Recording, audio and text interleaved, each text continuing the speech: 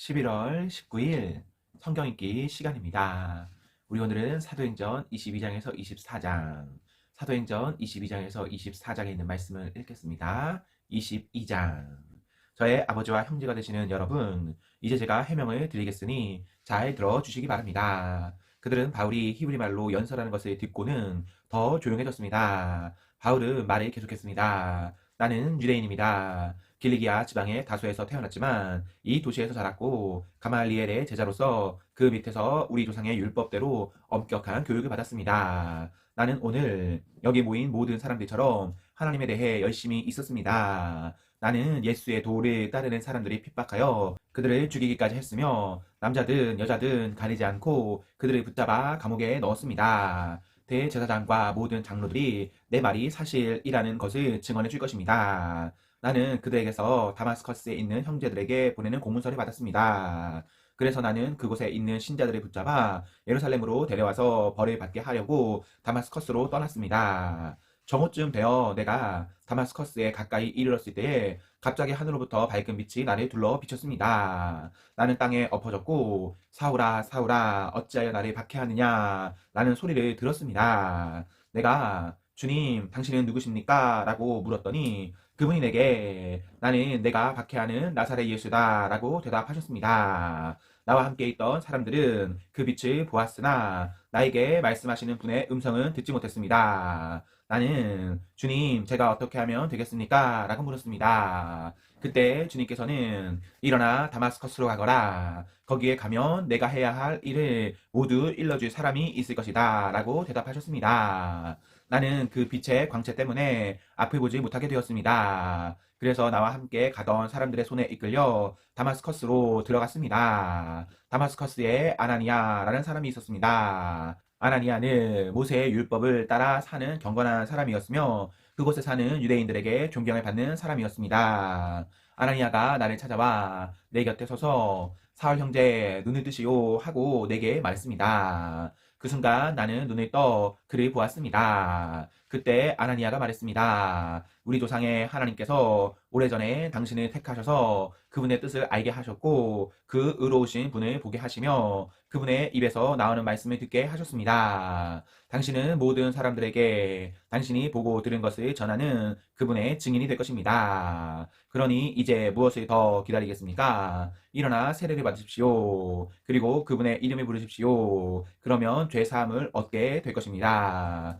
그 후 내가 예루살렘으로 돌아와 성전 뜰에서 기도하고 있는 도중에 어떤 환상을 보게 되었습니다. 그 환상 중에 주님을 보았는데 주님께서 내게 말씀하셨습니다. 서둘러 예루살렘을 떠나라. 이곳 사람들은 내가 나를 증언하는 것을 받아들이지 않을 것이다. 그래서 나는 대답했습니다. 주님, 이들은 제가 여러 회당을 돌아다니며 주님을 믿는 사람들을 잡아 감옥에 가두고 때리기까지 한 일을 잘 알고 있습니다. 뿐만 아니라 주님의 증인인 스데반이 죽임을 당할 때에 제가 그 자리에 있던 것도 알고 있습니다. 저는 그때 거기에 서서 그들이 스데반을 죽이는 일에 찬성했으며 그를 죽이는 사람들의 옷을 맡아주기까지 했습니다. 그러나 주님께서는 내게 가거라 내가 너를 멀리 이방인들에게 보내겠다 하고 말씀하셨습니다. 사람들은 바울의 말을 여기까지 듣고 있다가 목소리를 높여 이런 놈은 없애버려라 살려 두어서는 안 된다 라고 소리 질렀습니다. 그들은 고함을 지르며 옷을 벗어 던지고 공중에 먼지를 날렸습니다. 그러자 천부장이 부하들에게 바울을 병영 안으로 데려가라고 명령했습니다. 그리고는 사람들이 바울에게 그렇게 소리 지르는 이유가 무엇인지를 알아내려고 바울을 때리면서 조사해 보라고 했습니다. 군인들이 바울을 묻고 때리려 하자 바울이 옆에 서 있던 로마 백부장에게 말했습니다. 죄가 있다는 것이 밝혀지지도 않은 로마 시민을 때리는 것이 로마법에 맞는 일입니까? 그 말을 들은 백부장은 천부장에게 가서 이제 어떻게 하실 계획입니까? 이 사람은 로마 시민입니다. 라고 알렸습니다. 천부장이 바울에게 다가가 물었습니다. 당신이 로마 시민이라는 말이 참말이요? 바울이 그렇습니다. 하고 대답했습니다. 천부장이 말했습니다. 나는 돈을 많이 들여서 로마 시민권을 얻었소. 바울이 말했습니다. 나는 태어날 때부터 로마 시민인 사람입니다. 그러자 바울을 신문하려던 사람들이 곧 물러났습니다. 천부장은 바울이 로마 시민이라는 사실을 알고 그를 결박한 일로 두려워했습니다. 이튿날 천부장은 유대인들이 무슨 일 때문에 바울을 고소하는지 알아보려 했습니다. 그래서 그는 대제사장들과 유대 공의회를 소집하게 했습니다. 천부장은 바울을 묶은 사실을 풀어주고 그를 데리고 나가 공의회 앞에 세웠습니다. 23장. 바울이 유대 공의회를 똑바로 쳐다보며 말했습니다. 형제 여러분, 나는 이 나이까지 하나님 앞에서 선한 양심을 가지고 살아왔습니다. 그 순간 대제사장 아나니아가 바울 가까이 서 있는 사람들에게 바울의 입을 치라고 명령했습니다. 그러자 바울이 아나니아에게 말했습니다. 하나님께서 당신을 치실 것이요. 당신은 겉만 하얗게 회칠한 벽과 같소. 당신은 율법대로 나를 재판한다고 거기에 앉아 있으면서 어떻게 스스로 율법을 어겨가며 나를 치라고 말할 수 있소? 바울 가까이 서 있던 사람들이 바울에게 말했습니다. 당신이 하나님의 대제사장을 감히 욕할 수 있소? 바울이 대답했습니다. 형제 여러분, 나는 그 사람이 대제사장인 줄 몰랐습니다. 성경에도 이르기를 내 백성의 지도자를 욕하지 마라고 하였습니다. 바울은 공회에 모인 사람 가운데 일부는 사두개파 사람이었고 일부는 바리새파 사람이라는 것을 알고는 큰 소리로 말했습니다.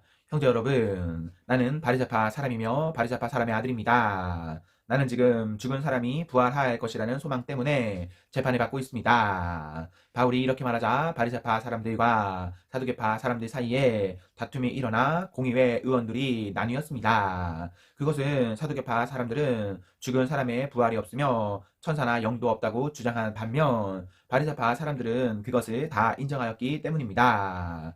그래서 큰 소동이 일어났습니다. 바리새파 사람들 중에서 율법학자 몇 사람이 일어나 우리는 이 사람에게서 아무런 잘못도 찾을 수 없습니다. 어쩌면 천사나 영이 이 사람을 시켜서 말하는 것인지도 모릅니다. 라고 바울을 두둔했습니다. 다툼이 점점 심각해지자 천부장은 유대인들 때문에 바울의 몸이 찢겨지지나 않을까 걱정이 되었습니다. 천부장은 군인들에게 내려가서 강제로라도 바울을 군중들 손에서 빼내어 병영으로 데리고 가라고 명령했습니다. 그날 밤에 주님께서 바울 곁에 서서 말씀하셨습니다. 용기를 내어라. 내가 예루살렘에서 나를 증언한 것 같이 로마에서도 나를 증언하여야 한다. 이튿날 아침 유대인들은 바울을 죽일 음모를 꾸몄습니다. 그들은 바울을 죽이기 전에는 아무것도 먹지도 않고 마시지도 않겠다고 맹세했습니다. 이러한 음모에 가담한 사람들은 40명이 넘었습니다. 그들이 대제사장들과 장로들에게 가서 말했습니다. 우리는 바울을 죽이기 전에는 아무것도 입에 대지 않겠다고 맹세했습니다. 그러니 이제 여러분들과 공의회에서는 천부장에게 가서 바울이 한 일에 대해 좀 더 자세히 신문할 것이 있으니 바울을 내어 달라고 부탁하십시오. 그러면 우리는 기다리고 있다가 바울이 이리로 오는 길에 그를 없애버리겠습니다. 준비는 이미 다 되어 있습니다. 그러나 바울의 조카가 이 음모를 듣고 병영으로 가서 바울에게 그 사실을 알려주었습니다. 그래서 바울이 백부장 한 명을 불러 이 젊은 이를 천부장에게 데려가 주십시오. 천부장에게 전할 말씀이 있답니다. 라고 말했습니다. 백부장이 바울의 조카를 데리고 천부장에게 가서 말했습니다. 바울이란 죄수가 저를 불러 이 젊은이를 천부장님께 데려가 달라고 부탁해서 데려왔습니다. 천부장님께 드릴 말씀이 있답니다. 천부장이 젊은이의 손을 잡고 아무도 없는 곳으로 데려가 물었습니다. 내게 전하의 말이 무엇이냐? 젊은이가 대답했습니다. 유대인들이 천부장님께 바울을 신문할 것이 더 있다는 구실이 되면서 내일 바울을 그들의 공의회로 끌어내어 달라고 천부장님께 청하기로 결정했답니다. 그러나 그들의 말을 굳이 듣지 마십시오. 40명도 더 되는 사람들이 숨어서 바울을 기다리고 있습니다. 그들은 바울을 죽이기 전에는 아무것도 먹지도 않고 마시지도 않겠다고 맹세까지 하였습니다. 그들은 지금 준비를 다 해놓고 천부장님의 승낙만 기다리고 있습니다. 천부장이 젊은이를 돌려보내면서 내가 이 내용을 내게 알렸다고 아무에게도 말하지 마라 하고 단단히 주의를 주었습니다. 천부장이 백부장 2명을 불러 다음과 같이 명령했습니다. 병사 200명과 기병대 70명과 창을 쓰는 병사 200명을 무장시켜 오늘 밤 9시에 가이사라로 떠날 준비를 갖추게 하여라. 또 바울이 총독 벨릭스에게 안전하게 호송할 수 있도록 그를 태울 짐승도 준비해 두도록 하여라. 그리고 천부장은 이러한 내용의 편지를 썼습니다. 클라우디오 루시아가 총독 벨릭스 각하에게 문안드립니다. 이 사람은 유대인들에게 잡혀 살해당할 뻔한 사람입니다. 그런데 저는 이 사람이 로마 시민이라는 것을 알고는 제 병사들을 데리고 가서 그를 구했습니다. 저는 유대인들이 무슨 일로 이 사람을 고소하는지 알고 싶어 그들의 공의회로 이 사람을 데려갔습니다. 거기서 저는 그들이 이 사람을 고소하는 것이 그들의 율법에 관한 것일 뿐, 이 사람에게는 사형을 당하거나 감옥에 갇힐 만한 죄가 없다는 것을 알았습니다. 그런데 유대인들이 이 사람을 죽이려는 음모를 꾸민다는 정보를 듣고 저는 곧바로 이 사람을 가깝게 보내는 것입니다. 그리고 그 유대인들에게도 이 사람에 대해 고소할 말이 있으면 가깝게 직접 하라고 일러두었습니다. 군인들은 명령대로 그날 밤으로 바울을 데리고 안디바드리까지 갔습니다. 이튿날에는 기병대에게 바울을 가이사라로 호송하라고 부탁하고 다른 군인들은 예루살렘에 있는 병영으로 돌아갔습니다. 기병대는 가이사라에 도착하여 총독에게 편지를 전달하고 바울도 그에게 넘겨주었습니다. 총독은 편지를 읽고 나서 바울에게 어느 지방 사람이냐고 물었습니다. 총독은 바울이 길리기아 사람이라는 것을 알고는 바울에게 이렇게 말했습니다. 그대를 고소하는 사람들이 도착하면 그때 그대의 말을 들어보겠소. 그리고는 바울을 헤롯이 지은 왕궁에 가두어 지키라고 명령을 내렸습니다.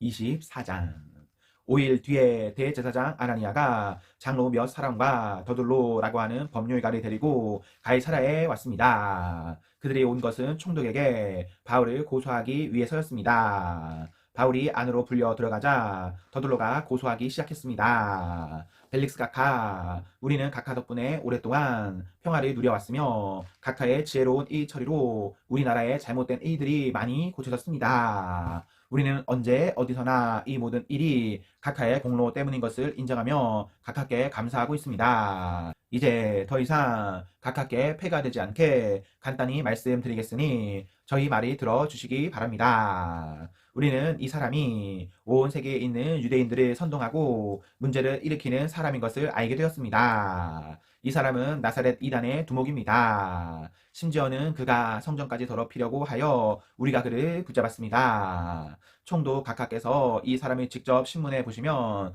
우리가 그를 고소하는 이유를 아실 수 있을 것입니다. 다른 유대인들도 가세하면서 그의 말이 모두 사실이라고 주장했습니다. 총독이 바울에게 말하라고 멈칫하자 바울이 대답했습니다. 각하께서 수년 동안 이 민족의 재판장이 되신 것을 제가 알고 있습니다. 그래서 저와 관련된 일을 각하께 변명하게 된 것을 기쁘게 생각합니다. 제가 예루살렘에 예배드리러 올라간 것은 12일밖에 되지 않습니다. 이것은 각하께서 조사해 보시면 금방 아실 수 있을 것입니다. 그리고 저를 고소하는 사람들은 제가 성전 뜰에서 누구와 논쟁한 것이나 회당에서나 도시 안에서나 사람들을 선동한 것을 본 적이 없습니다. 그리고 이들이 지금 저를 고소하고 있지만 총독 각하께 그 내용에 대해 증거는 제시하지 못하고 있습니다. 그러나 저는 각하께 이 사실을 고백합니다. 저는 유대인들이 소위 이단이라고 말하는 예수의 도를 따르는 사람으로서 우리 조상의 하나님을 섬기며 모세의 율법과 예언자들의 책에 적힌 것도 다 믿는다는 사실입니다.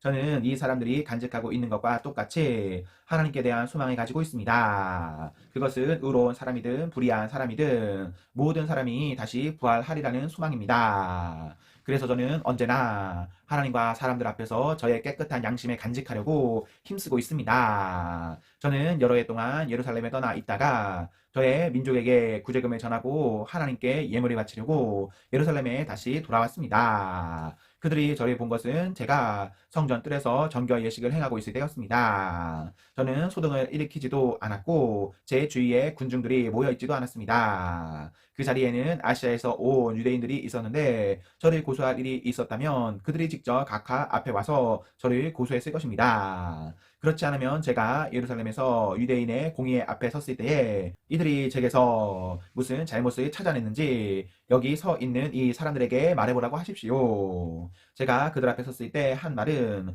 오직 하나, 곧 오늘 제가 여러분 앞에서 재판받는 것은 죽은 사람의 부활에 관한 것 때문이다 라고 외친 것 뿐입니다. 당시에 벨릭스는 이미 예수의 도에 관한 것을 자세히 알고 있었으므로 천부장 루시아가 오면 여러분들이 제기한 고소 문제를 처리하겠소라고 말하고서 재판을 연기하였습니다. 벨릭스는 백부장에게 명령하여 바울을 잘 지키되 어느 정도 자유를 주고 친지들이 그를 돌보아 주는 것을 막지 말라고 말했습니다. 며칠 뒤에 벨릭스는 유대인인 자기 아내 드루실라와 함께 와서 바울을 불러내어 그리스도 예수를 믿는 것에 관한 가르침을 들었습니다. 그러나 바울이 정의와 절제하는 일과 장차 임할 심판에 대해 이야기하자 벨릭스는 두려워하며 지금은 그만하고 가시오. 시간이 나면 다시 그대를 부르겠소. 라고 말했습니다. 그러면서도 벨릭스는 바울에게서 돈을 받을 수 있지는 않을까 하는 기대감에 바울을 자주 불러내어 함께 이야기를 나누었습니다. 두 해가 지난 후에 보르기오 베스토가 벨릭스의 후임으로 총독이 되었습니다.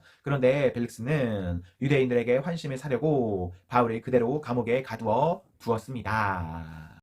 아멘, 아멘.